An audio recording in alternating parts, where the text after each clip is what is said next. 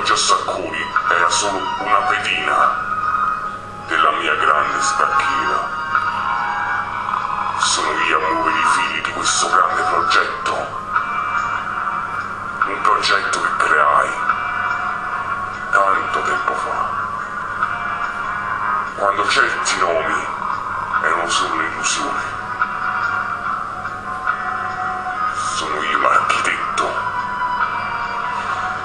E ora, dopo la prematura sconfitta di Manne Schiarini, e dopo che mi sarò occupato personalmente di Serafino Massoni, dominerò il grande web. Da oggi mi appresto a fare un giuramento di rivoluzione. Chi mi favorirà godrà dei benefici futuri di questo mio dominio.